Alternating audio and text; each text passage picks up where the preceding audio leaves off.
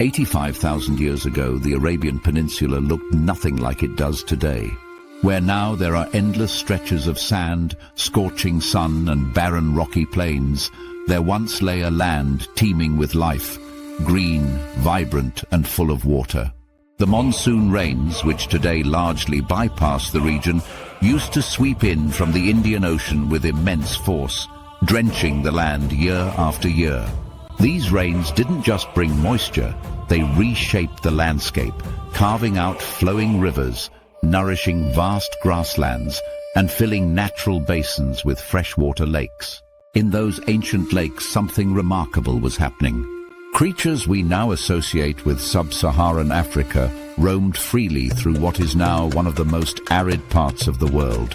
Hippopotamuses wallowed in the water, their massive bodies bobbing just beneath the surface, emerging occasionally to bask in the sunlight or graze on the lush vegetation that lined the lake shores.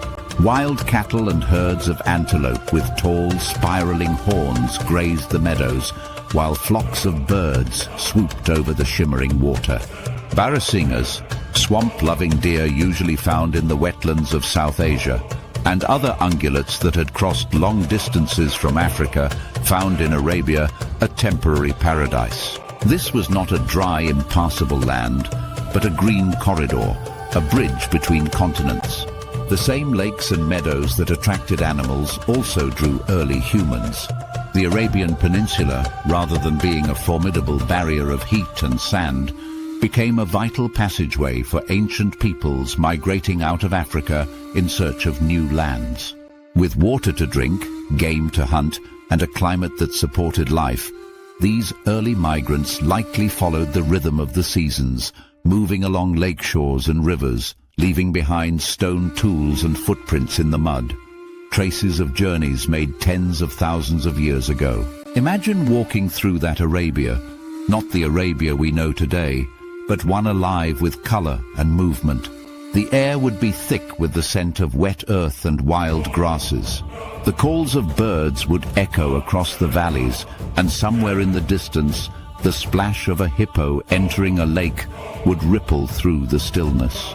Beneath your feet, the ground would be soft, muddy from recent rains, and overhead the sky would be heavy with clouds, ready to pour down again and feed this unlikely Eden in the desert. Over time, the climate changed. The monsoon rains weakened, shifting southward.